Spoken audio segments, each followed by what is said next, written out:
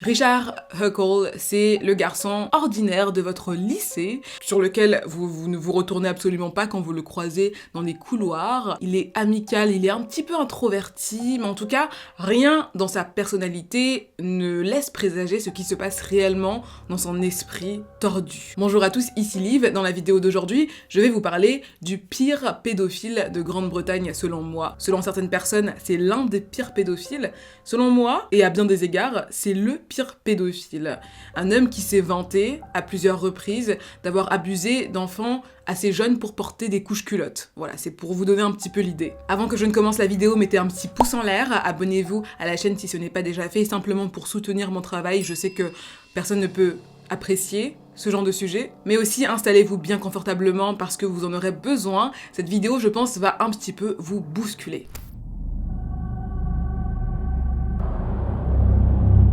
Voici quelques petites photos de Richard Huckle quand il était adolescent, qui a l'apparence tout à fait ordinaire, voilà. Peut-être un peu une apparence de loner, on sent que c'était pas le garçon le plus populaire au lycée, mais quand même, rien de très anormal dans son apparence. D'après ses amis, ses rares amis, ses camarades de classe, ses professeurs, ça a toujours été quelqu'un de très calme, de très amical. En tout cas, autant vous dire qu'au lycée, c'était le garçon du fond de la classe, qui était apprécié, mais surtout qui était un petit peu transparent. Et surtout, il avait très peu de contact avec la gente féminine. Comme beaucoup de lycéens, je pense que beaucoup de lycéens pourront l'avouer, il avait un petit peu peur des contacts avec les filles. En tout cas, il ne savait pas vraiment comment les aborder. Et donc le résultat, c'est qu'il n'a jamais eu d'amis filles, ou en tout cas très très peu, mais surtout qu'il n'a jamais eu de relation amoureuse. Ce jeune Richard est né le 14 mai 1986 à Ashford, une ville du comté de Kent en Angleterre, et il est né dans une famille plutôt moyenne. Ses parents disent de lui que c'était un enfant plutôt calme, vraiment pas difficile à élever. En plus, c'était un enfant qui était très très pieux, qui fréquentait tous les dimanches l'église, mais surtout l'école du dimanche. Et quand il est devenu adolescent, il a commencé à aller à l'église seulement s'il y avait l'école du dimanche. C'est une sorte de petit culte pour les enfants les plus jeunes. Donc souvent il y a la grande salle avec les adultes qui écoutent le culte principal. Tout simplement, on va leur inculquer une connaissance assez rudimentaire de la Bible à travers des jeux, à travers des coloriages.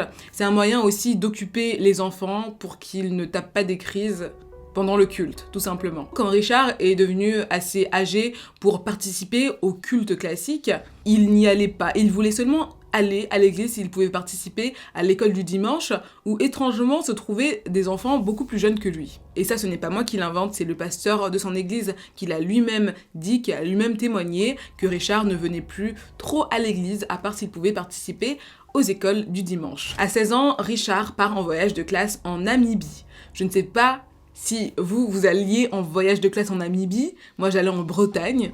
La Bretagne, ça vous gagne, mais c'est moins féerique que prendre l'avion pour la Namibie. Et donc c'est un voyage qui le change profondément. C'est un choc culturel très positif pour Richard. Il faut savoir que dans certaines régions d'Afrique, surtout dans les petits villages, les personnes à peau blanche sont un peu mises sur un piédestal. Alors vous l'imaginez bien, ce petit Richard qui n'est pas vraiment super apprécié par ses camarades, qui n'est pas le garçon le plus populaire de son lycée, il est vraiment bouleversé par cette chaleur humaine, toutes ces personnes qui viennent vers lui, qui discutent avec lui, qui ont envie d'en savoir plus sur lui, tous ces enfants qui viennent vers lui pour qu'il puisse les porter, et ce voyage change un petit peu sa vision de la vie. Je ne sais pas exactement ce que la classe de Richard faisait en Afrique. Est-ce qu'il faisait du tourisme ou du volontourisme? J'ai l'impression que c'est un petit peu plus ça. Je pense que je dois vraiment aborder le sujet du volontourisme dans cette vidéo, car selon moi, si Richard Huckle a pu faire tout ce qu'il a fait par la suite, dont je vais vous parler bien sûr,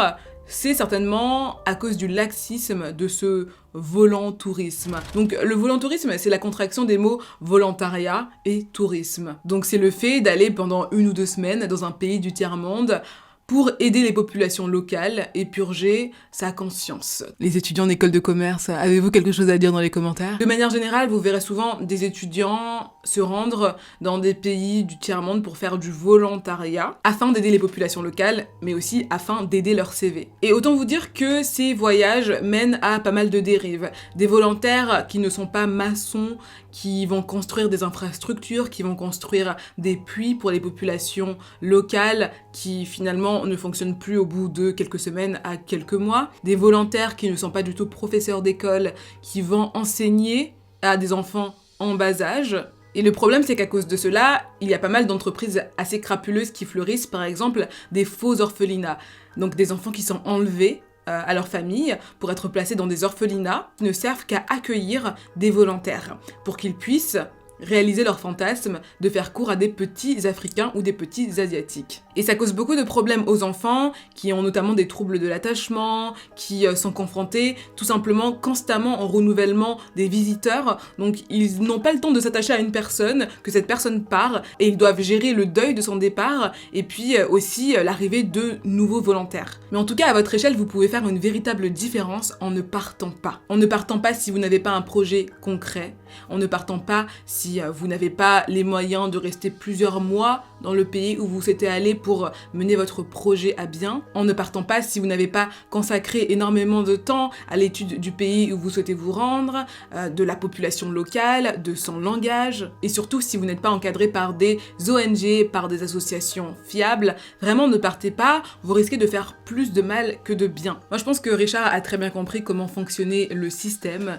qu'il a réalisé qu'en tant que personne blanche, il pouvait s'en sortir avec à peu près tout, et donc il a commencé à en profiter.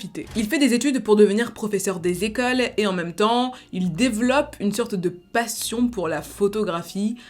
Je n'ai vu aucune photo de Richard Huckle, à part les photos qu'il prenait avec des enfants. Et il aurait pu les prendre avec un smartphone, honnêtement. Passion pour la photographie ou l'heure, je ne sais pas. En tout cas, il décide de prendre une année sabbatique pour se rendre en Asie et pour pouvoir faire de jolies photos des populations locales. Il a une idée assez définie en tête, il veut se rendre dans des orphelinats catholiques et voilà, c'est peut-être là qu'il va prendre ses photos. En tout cas, il se rend dans un premier temps au Cambodge, il y reste quelques temps et puis finalement, il décide d'aller en Malaisie. Il tombe amoureux de la Malaisie au point où il décide de s'y installer en 2010 et plus précisément dans la capitale Kuala Lumpur.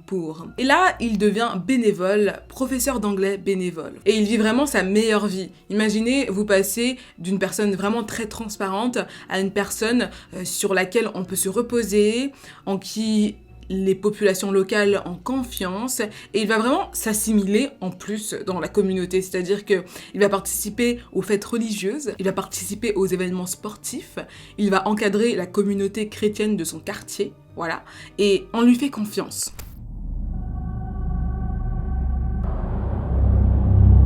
À cette époque, Richard partage son appartement avec une certaine Sammy Guy, qui est donc sa colocataire, hein, mais autant vous dire qu'ils ne s'apprécient pas énormément. D'ailleurs, ils ne se parlent pas beaucoup parce que Richard, quand il arrive en Malaisie, est très renfermé. Ils se croisent dans l'appartement sans avoir de réel rapport. D'après Sammy, c'était un petit peu un nerd qui passait beaucoup de temps sur son ordinateur, mais également à prendre des photos. D'après elle aussi, il n'avait pas de petite amie, il passait la plupart de son temps seul, ou alors dans les écoles dans lesquelles il travaillait avec les enfants.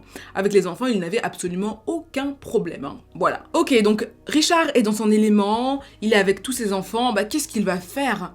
Son désir profond depuis tant d'années. Il va commencer à profiter de ses enfants.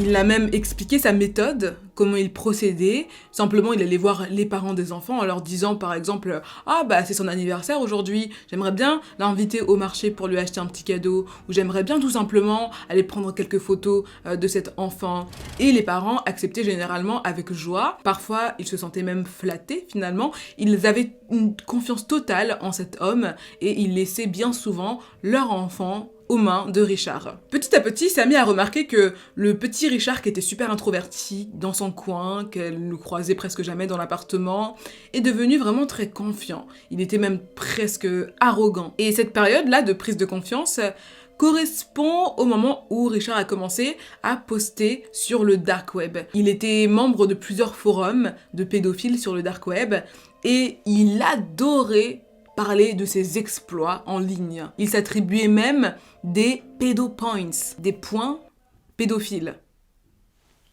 Alors sûrement il jouait à ce jeu avec d'autres pédophiles en ligne, mais il y avait plusieurs règles, par exemple, plus l'enfant était jeune, plus le nombre de points était conséquent, et il se retirait aussi des points s'il abusait sexuellement du même enfant à plusieurs reprises pendant un court laps de temps. Ça me donne des frissons. Vraiment, ça me donne des frissons. Et sur un forum, il écrit « J'ai touché le jackpot. Une fillette de 3 ans qui m'est fidèle comme un chien et tout le monde s'en fout. » Pardonnez-moi, excusez-moi de penser ça, mais il y a un côté un peu raciste dans tout ça. Pour moi, Richard se disait que dans tous les cas, les gens de ce pays ne parlent pas ma langue, ce ne sont pas des occidentaux, ces enfants, bah voilà, me suivent comme un chien, voilà. Je pense qu'il ne considérait pas ces gens comme des êtres humains. J'ai fait une liste des choses qui se passaient sur les forums. On a aussi qu'il s'octroyait des notes à chaque enfant qu'il abusait. Il faut aussi savoir qu'il fantasmait sur le fait d'épouser une petite fille qui avait à peine 7 ans. Son but était de lui faire un maximum d'enfants, des enfants qu'il pourrait, plus tard, quand il serait plus âgé, violer. Et bien sûr, Richard ne s'arrête absolument pas là. Il donne des conseils aux membres des forums desquels il est membre. Par exemple, comment faire ami-ami avec les parents. Enfin bref, vous l'avez bien compris à ce stade, on est à un niveau de perversion qui est assez énorme et qui est assez dégoûtant.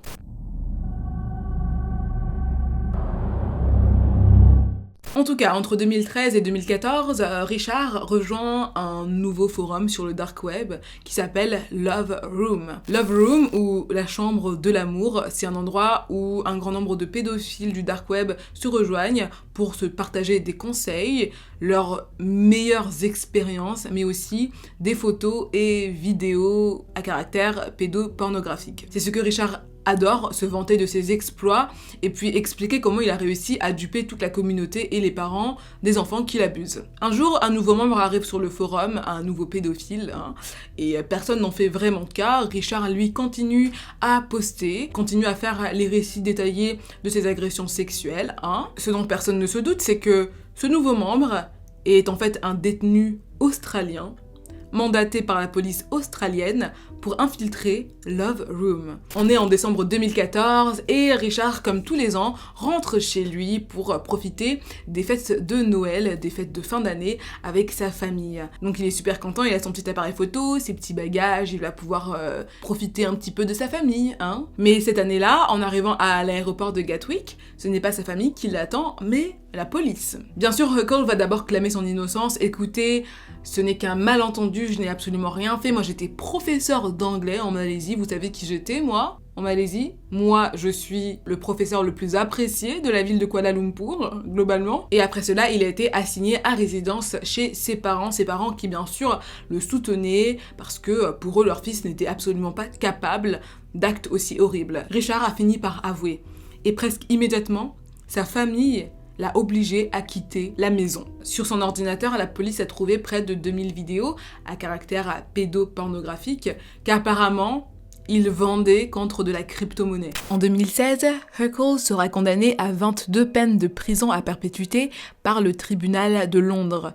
Reconnu coupable d'abus sexuels sur des enfants de 6 mois à 12 ans en Malaisie et au Cambodge, garçons et filles, entre 2006 et 2014. Si le nombre de ces victimes est estimé à 200, celui-ci pourrait être encore plus important et il pourrait avoir commis des crimes encore plus atroces. Sur son ordinateur, on retrouvera près de 20 000 photos pédophiles, dont plus de 1000 qui le représentent lui-même, perpétrant ses abus sexuels. Son journal intime pourrait aussi laisser penser qu'il avait abusé d'enfants sur le territoire anglais, lorsqu'il exerçait dans une école du dimanche, une école délivrant des cours de catéchisme à de jeunes enfants. D'autres fichiers, cryptés, n'ont malheureusement pas pu parvenir aux autorités car Huckle a refusé de donner ses mots de passe. Ces contenus auraient pourtant pu identifier formellement d'autres victimes que les 23 clairement identifiées par les enquêteurs. On retrouvera aussi l'ébauche d'un e-book qui se voulait une sorte de manifeste ou de guide du parfait pédophile, intitulé « Pédophile et pauvreté », un guide pour les amateurs d'enfants. Il y est écrit notamment que les enfants pauvres sont plus faciles à séduire que les enfants de classe moyenne occidentale.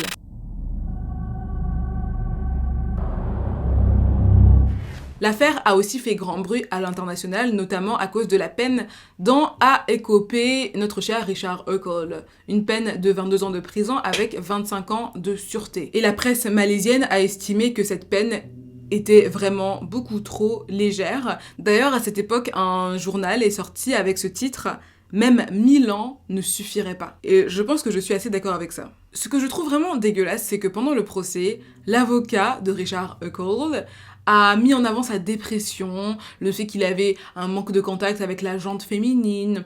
Pour justifier sa pédophilie, il disait qu'effectivement, être au contact des enfants était pour lui un exutoire. Son avocat va lire devant le tribunal une lettre de repentir dans laquelle Huckold dit exprimer des regrets. « Je me suis complètement trompé quant à l'affection que j'ai reçue de ces enfants. » Il dira avoir été naïf de s'être laissé entraîner par la débauche perverse et pathétique de ceux qui m'ont entraîné sur le darknet. Durant son procès, il joindra d'ailleurs ses mains entre elles, comme pour essayer d'attendrir l'audience en témoignant sa foi, comme s'il priait et implorait qu'on le pardonne.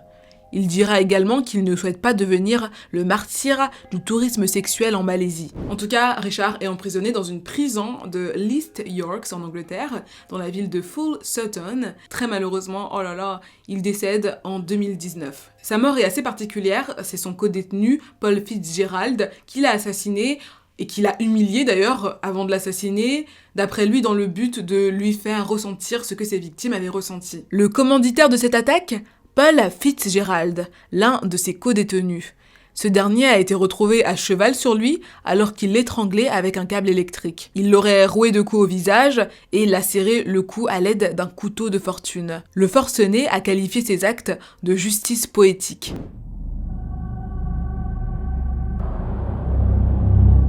Autant vous dire que la mort de Richard Huckold a fait pleurer très peu de monde. Un ancien camarade de classe de Richard a même dit qu'au moins le monde s'est débarrassé de lui et le contribuable n'aura pas à lui verser 1 centime. Bien sûr, cette peine de prison et même la mort de Richard Huckold n'enlève rien au traumatisme subi par les victimes, mais au moins, et pour une fois, le coupable a payé. Ce que je trouve vraiment très dommage, c'est qu'effectivement toutes les victimes de Richard n'ont pas pu être identifiées et donc toutes n'ont pas pu vraiment se retrouver dans leur identité de victime, ce qui est très important pour pouvoir avancer dans la vie. Mais autre point positif, l'arrestation de Richard Huckold s'est suivie de l'arrestation d'autres prédateurs qui fréquentaient le forum Love Room et bien d'autres forums. Donc on a beaucoup de choses négatives, mais on a aussi pas mal de positifs. En tout cas, mes très chers, dites-moi ce que vous pensez de cette histoire dans les commentaires. Je lirai bien sûr tous vos commentaires, comme toujours. Autant vous dire que j'ai dû faire pas mal de pauses en enregistrant cette vidéo. Certaines phrases, certains mots semblent très très sales, vraiment honnêtement. Je peux vous dire que je suis bien heureuse que les choses se soient terminées comme elles se sont terminées. Et je ne souhaite vraiment que du bonheur pour les victimes de Richard Huckold. Si vous avez regardé la vidéo jusque-là, mettez un petit pouce en l'air et abonnez-vous également pour soutenir mon travail. Moi, je vous retrouve très bientôt pour une nouvelle vidéo sur un sujet un petit peu moins choquant, je l'espère, mais peut-être pas.